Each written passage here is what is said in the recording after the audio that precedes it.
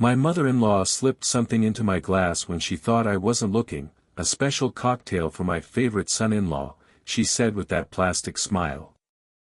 I thanked her politely and, while pretending to adjust my chair, switched glasses with her husband who'd spent the entire evening criticizing my career choices.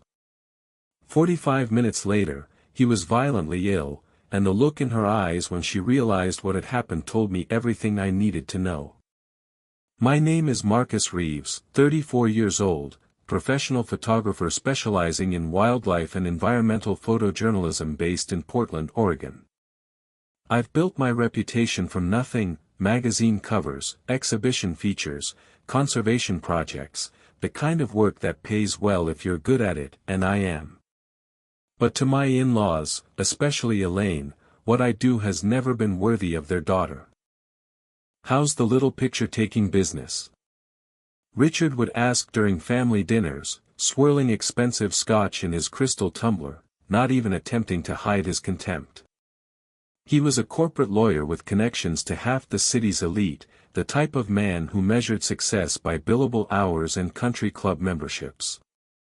Every monthly dinner at their sprawling lakeside property followed the same script: Elaine fussing over her daughter while Richard interrogated me about my finances, my client list, my retirement plans. My wife, Claire, would squeeze my knee under the table, a silent apology for her parents' behavior. I'd been shooting in Yellowstone for 2 weeks, tracking wolf packs through freezing terrain for an environmental conservation magazine. I was bone-tired, but Claire insisted we couldn't miss her mother's 60th birthday celebration. Just a few hours, she promised, her eyes pleading. I should have trusted the knot of dread that formed in my stomach when I agreed. I should have paid more attention to how Elaine cornered me in the kitchen, the way her eyes darted nervously around the room before she handed me that drink, the slight tremor in her fingers as she said, "I made it special, just for you." Something wasn't right, I just didn't know how wrong things were about to get. Claire and I met 7 years ago during a gallery opening in Seattle featuring my work on endangered species. She was completing her PhD in marine biology, and I was starting to gain recognition in environmental photography circles. We connected instantly. She understood my drive to document the natural world, and I admired her dedication to preserving it. Her parents were another story entirely. From our very first meeting, Richard made it abundantly clear that I wasn't what he'd envisioned for his daughter. His idea of a suitable match was one of his law partner's sons, or perhaps that neurosurgeon who'd shown interest in Claire during her college years. Someone with predictable hours, substantial family connections, and the kind of income that guaranteed country club memberships for generations to come. Elaine was more subtle in her disapproval. She'd compliment my photographs while asking when I planned to settle into something more reliable. She'd invite me to family functions, then introduce me as the photographer, rather than her son-in-law. For years, I tried to win their approval, bringing expensive wines to dinner, sharing news about high-profile clients, mentioning when my work was featured in prestigious publications. Nothing changed their perception that I was merely a temporary diversion in their daughter's life, a phase she would eventually outgrow. Last Thanksgiving, I overheard Elaine on the phone with her sister while I was retrieving my coat. Claire could have married James Reynolds, you know. Cardiothoracic surgeon, family on the hospital board. But she chose the creative one instead. The way she paused before creative made it sound like a terminal illness. Richard was more direct. When Claire and I announced we were trying for a baby, he pulled me aside after dinner, ostensibly to show me his new golf clubs. "Children are expensive, Marcus," he said, examining a putter that probably cost more than my camera equipment. "Perhaps consider a more conventional career before bringing a child into this world." I never shared these conversations with Claire. She loved her parents despite their flaws, and I didn't want to force her to choose sides. So I smiled through gritted teeth at every family gathering, firmly shook Richard's hand, complimented Elaine's cooking, and kept my growing resentment to myself. But there were warning signs I should have taken more seriously. The way Elaine would ask Claire to help in the kitchen whenever I mentioned a successful project. How she'd conveniently exclude me from family photographs. The time Richard suggested therapy for Claire's impulsive tendencies, while looking directly at me. I ignored it all, believing time would eventually bring acceptance. I was wrong. The Saturday of Elaine's birthday dinner, I had just returned from Yellowstone with windburned cheeks and a memory card full of images that would secure our mortgage for several months. I was exhausted but showered, put on a button-down shirt Claire had picked out, and drove us to her parents' imposing Tudor-style home in the exclusive West Hills neighborhood. Dinner began predictably enough. Richard boasted about a high-profile case he'd recently won. Elaine commented on the renovations they were planning for their vacation home in Aspen. Claire's brother David and his wife Rebecca made perfunctory conversation about their children's private school achievements. I nursed a glass of wine and mentally calculated how soon we could politely leave. After the main course, an elaborately plated sea bass that Elaine mentioned 3 times had been prepared by their personal chef, she announced she'd mixed her famous blackberry martinis for dessert. A family recipe, she said, though I'd never seen anyone in the family actually drink them besides her. She disappeared into the kitchen, and I offered to help carry glasses. That's when I saw it. She had 2 cocktail glasses separated from the others. As I entered the kitchen, she quickly added something from a small vial into one of them. It wasn't a garnish or flavoring, it was clear, odorless, and she hastily tucked the vial into her pocket the moment she heard my footsteps. "Oh, Marcus," she said, her voice pitched unnaturally high. "I've got this all under control. This one's yours, special recipe for my favorite son-in-law." My throat tightened as I glanced at the glass. In the kitchen's overhead lighting, I could see a barely perceptible film floating on the surface, catching the light in an oily rainbow. "Let me help you carry these," I said, taking both glasses she'd prepared. In the dining room, Richard was checking email on his phone, barely looking up when I approached. "Your special blackberry martini, sir," I said, placing the tampered glass in front of him instead of taking it myself. I made excuses about preferring water with dessert, claiming the long flight home had left me dehydrated. 45 minutes later, Richard was sweating profusely, his face drained of color. He abruptly stood, mumbled something about not feeling well, and rushed to the bathroom. The violent sounds of his illness echoed through the house. Elaine's face went pale when she realized what had happened. Her eyes met mine across the table, and in that moment, we both knew. My mother-in-law had tried to poison me, and she knew that I knew. I didn't confront her. Didn't cause a scene. I simply ate my chocolate torte while Claire rushed to check on her father. In the chaos that followed, Richard insisting it must have been food poisoning, Elaine stammering about bad shellfish, I quietly pocketed his untouched glass, wrapping it in a napkin and slipping it into my jacket. Something fundamental had shifted inside me. The anger I felt wasn't hot or explosive, it was cold, deliberate, focused. I wasn't going to merely let this go, but I wasn't going to fight on their terms either. I was going to make them face exactly who they were. The Tuesday after the dinner, I took the glass to Sophia, a former client who now worked at a toxicology lab.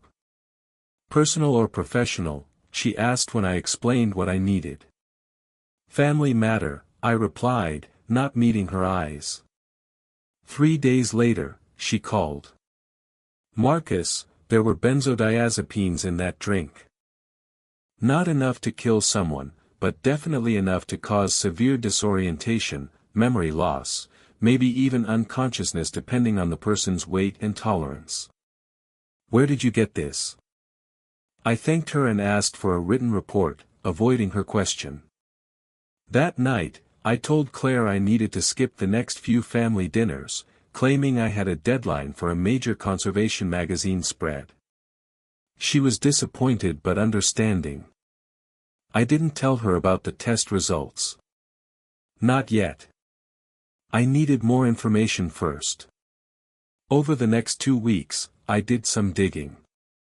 Using contacts from an investigative journalism project I'd worked on, I discovered Elaine had prescriptions for Xanax from 3 different doctors. She'd been doctor shopping for years, doubling and tripling her doses. There were also rumors about her in their social circle, strange behavior at charity galas, accusations of stealing jewelry at her tennis club, stories the family had paid good money to bury. I compiled everything and waited for the right moment. It came when Claire mentioned her mother needed new professional headshots for a charity board position. She specifically asked if you would take them, Claire said, surprised by the request. That's a good sign, right? I agreed to the photo shoot, seeing my opportunity. The following Saturday, I arrived at their house alone, camera bag in one hand, a sealed manila envelope in the other. Elaine was waiting, dressed in an expensive blue dress, makeup perfect, hair freshly done. Richard is at the office, she explained, leading me to their sunroom. I thought we'd shoot in natural light. Before we start, I said quietly, I thought you might want to see this. I handed her the envelope containing the toxicology report along with printouts of her multiple prescriptions. Her hands trembled as she read. This is absurd, she whispered. I would never, we both know what happened, I cut her off. What I don't know is why. Her face hardened, the pleasant facade dropping completely. You're not good enough for my daughter, she hissed. You never will be. A real man provides security, not pretty pictures. And drugging your daughter's husband provides security? I kept my voice level. It wasn't going to hurt you, she snapped. Just make you sick, make you miss that ridiculous gallery opening you've been talking about for months. Show Claire that you're unreliable. I let that sink in for a moment. Here's what happens next, I said finally. You're going to tell Richard what you did. Then you're both going to start treating me with respect. Not because you've suddenly changed your minds about me, but because the alternative is Claire finding out exactly who her parents are. Elaine laughed, but it sounded hollow. She'd never believe you over us. I picked up my camera bag. Maybe not. But she'll believe the lab report. And the prescription records. And the neighbors you've alienated. Are you willing to bet your relationship with your daughter on that? I left without taking a single photograph. That night, Elaine called Claire in tears, claiming I'd behaved inappropriately during our session, that I'd been hostile and threatening. When Claire confronted me, I couldn't hide the truth anymore. I showed her everything, the lab report, the prescriptions, even some text messages from her mother that had become increasingly hostile over the past year. My mother wouldn't do this, Claire kept saying, but her voice lacked conviction. The next day, she confronted her parents. I wasn't there, but when she returned home, her eyes were red from crying. My father says it's all a misunderstanding, she said quietly. That you're trying to drive a wedge between us because you're insecure about your career. I just nodded. I'd expected this. What do you think? I asked. She didn't answer, just crawled into bed and turned away from me. I'd pushed back against her parents, but somehow I'd fallen deeper into their trap. Now I was the villain in their narrative, and they'd managed to plant doubt in the one person whose opinion mattered most to me. For 2 weeks, Claire barely spoke to me.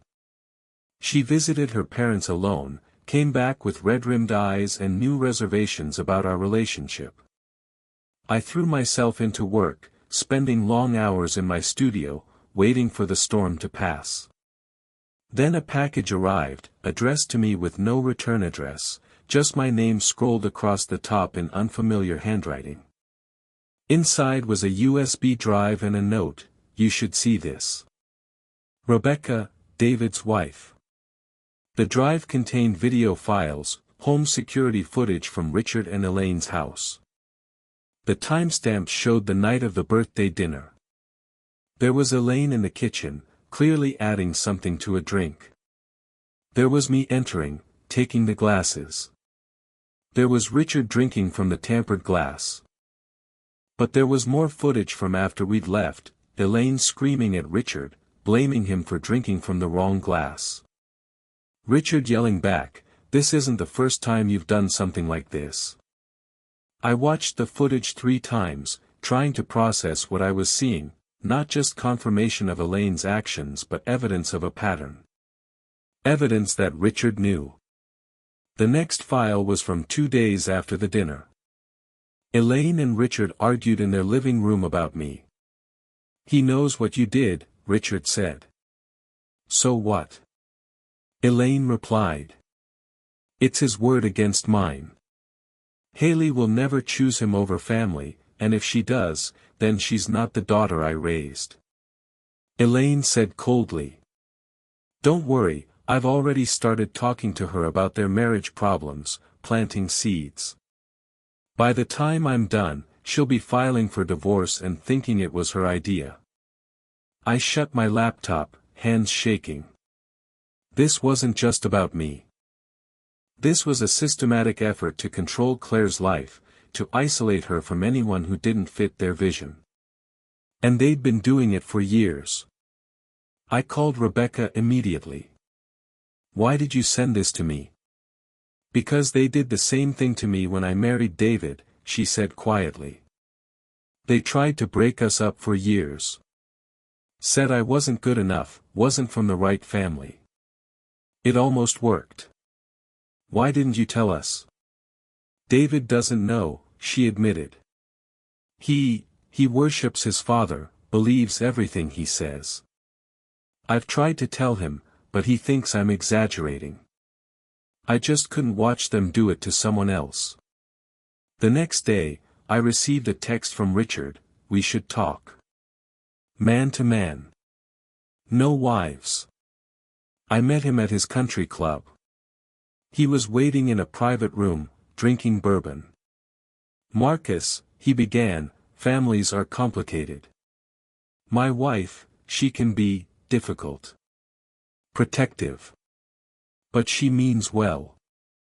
Drugging someone means well?" I asked. He waved his hand dismissively. "A misunderstanding. Elaine takes medication for anxiety. She probably mixed up the glasses. I have the security footage, Richard." His face changed instantly, hardening into something cold and calculating. "What do you want? Money? Is that what this is about? I always knew you married Claire for financial reasons." "I want you both to leave us alone," I said simply. "Stop trying to convince Claire I'm not good enough. Stop interfering in our marriage." Richard leaned forward. "You think this is the first time we've dealt with someone like you? People who want to take advantage of our family?" He laughed. "Claire will come home where she belongs. She always does. Ask her about James. Ask her about the fiancé before you." I felt cold. "What are you talking about?" "Claire was engaged before she met you. Nice guy, doctor. We didn't like his background. Took us 6 months to convince her he was wrong for her. She broke it off, came home crying to Daddy." He smiled. "History repeats, son." On the drive home, I called Claire's college roommate, Melissa, asked her about James. "Oh God," she said. "That was awful. He was perfect for her, but her parents, they convinced her he was cheating, planted evidence.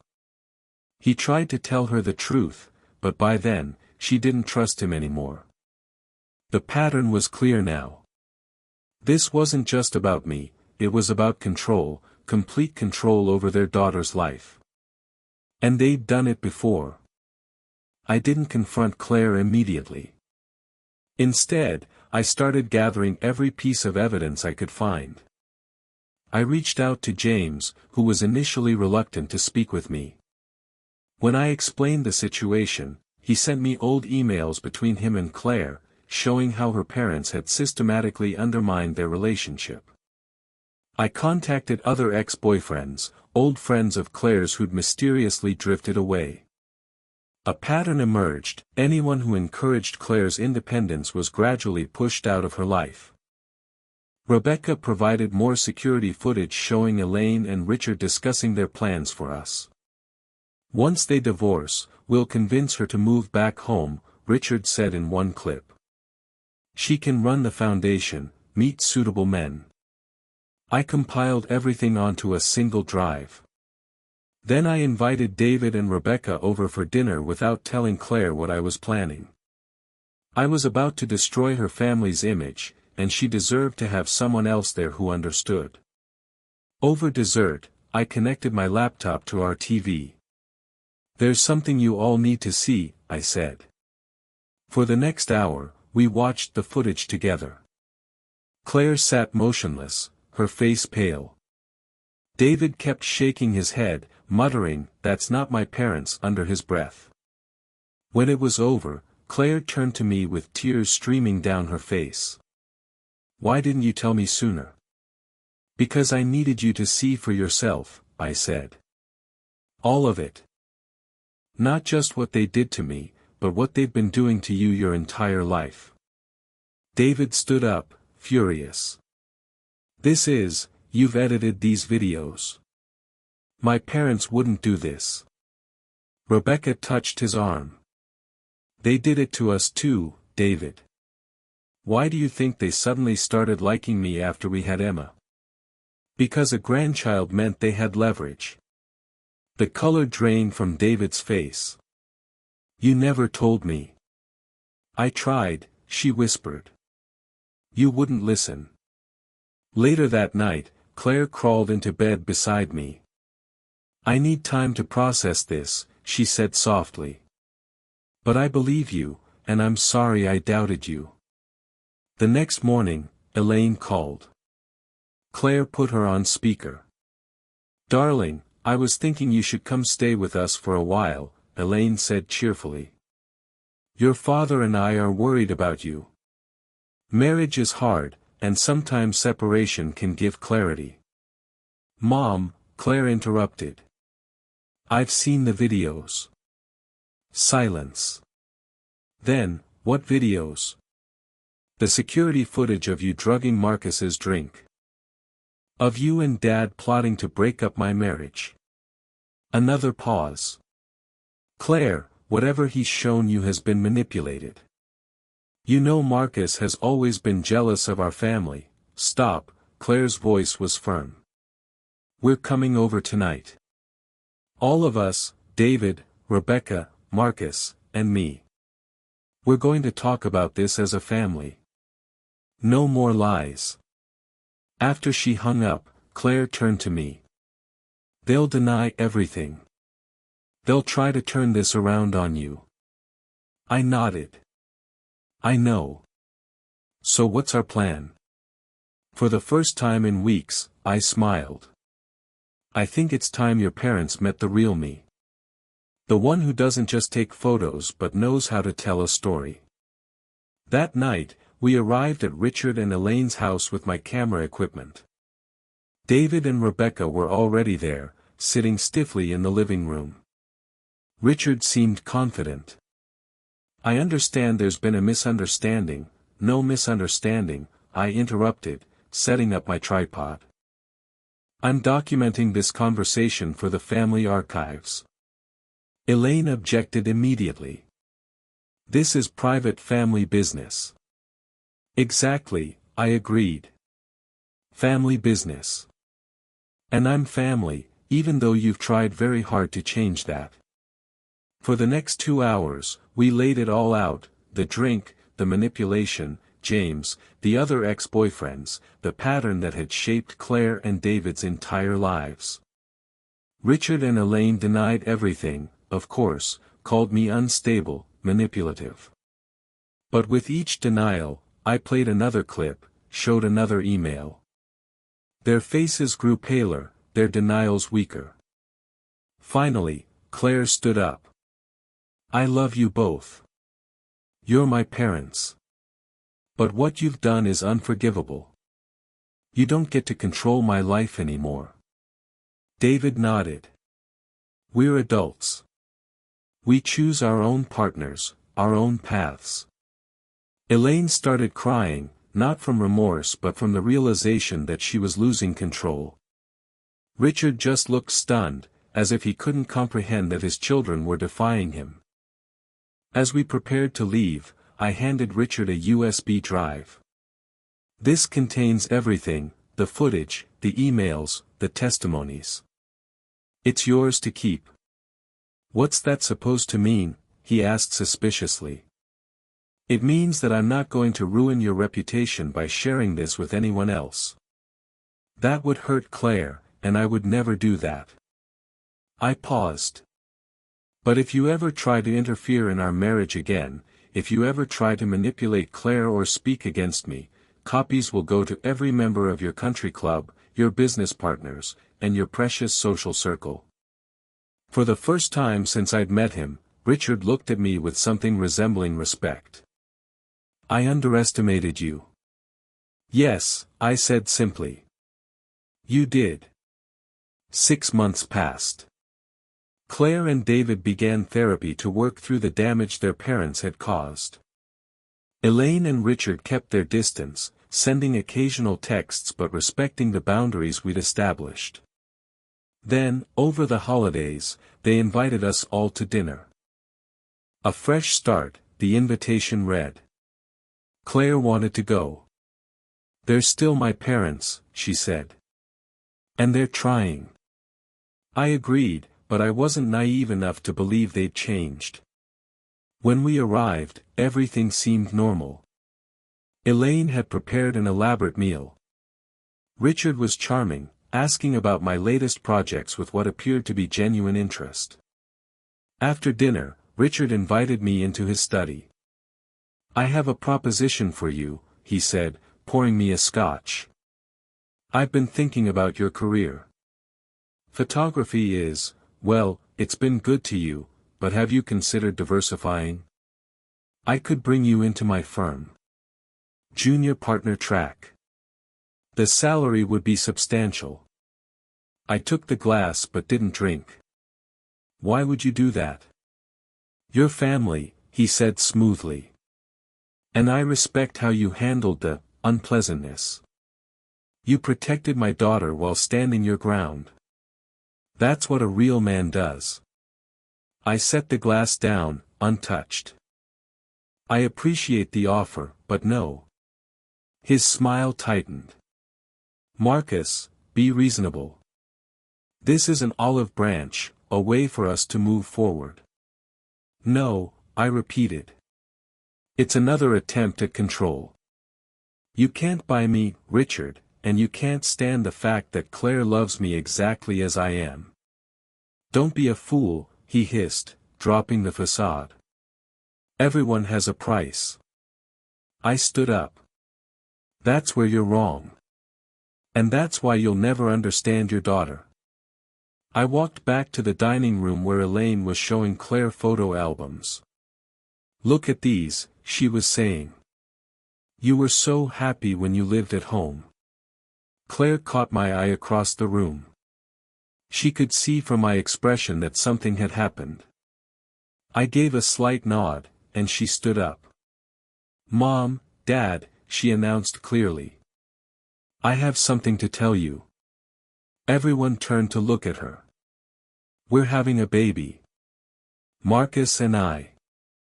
I'm 3 months pregnant. The shock on their faces was genuine. Elaine recovered first, rushing to embrace her daughter with tears in her eyes.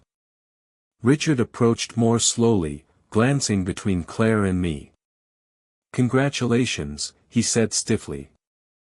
"Thank you," I replied, then, lowering my voice so only he could hear, "this child will never be a pawn in your games. I promise you that." His face hardened, but he nodded once. He understood the message.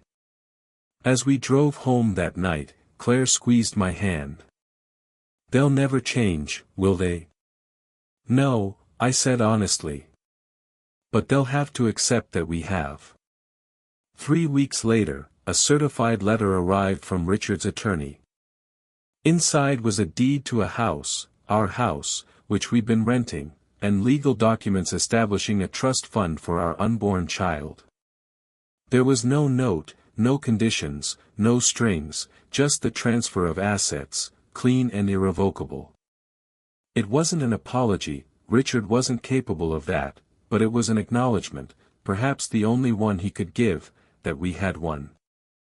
Our daughter was born in summer. We named her Zoe, after my grandmother.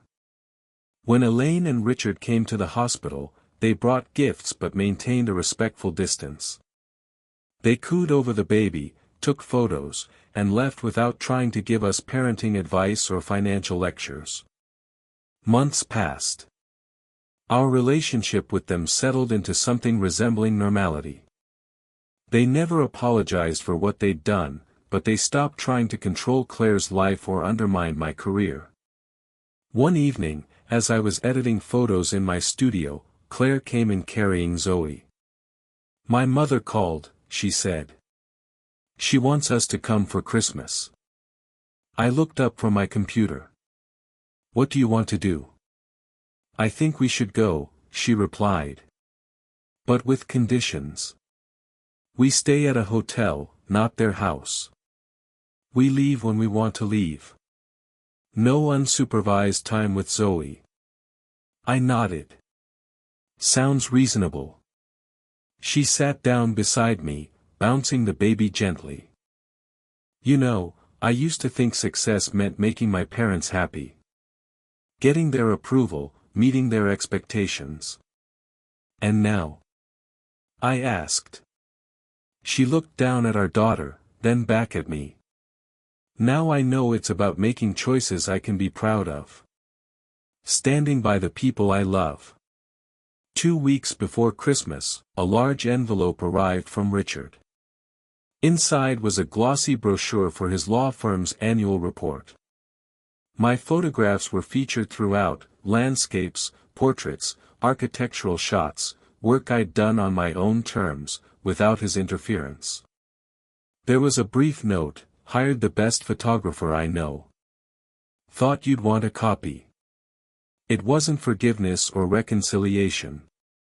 It was something else, respect, perhaps. The acknowledgement that I was successful on my own terms, not his. I didn't call to thank him. We both understood this wasn't about gratitude. It was about recognizing the new boundaries, the new reality. That spring, I opened my own gallery in downtown Portland. At the grand opening, Claire stood beside me, Zoe on her hip. My parents flew in from Michigan. Friends and clients filled the space, admiring the images I'd captured over the years. Richard and Elaine came too, toward the end of the evening. They didn't stay long. Elaine held Zoe briefly under Claire's watchful eye. Richard shook my hand, nodded at the photographs with genuine approval, and left without making any suggestions about how I should run my business.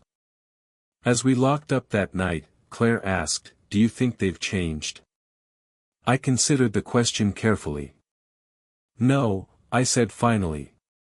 "But they've accepted that they can't change us. And sometimes that's enough." Later, as we sat on our porch watching the stars come out over Mount Hood, Zoe asleep in her crib upstairs, I realized something I'd never fully articulated before. I hadn't won by playing Richard and Elaine's game. I'd won by refusing to play it at all. I'd stood my ground, protected what mattered, and built my life according to my own definition of success, not with schemes or manipulation, but with honesty and quiet persistence. In the end, that was the most satisfying revenge of all, living well, on my own terms, with the family I loved beside me.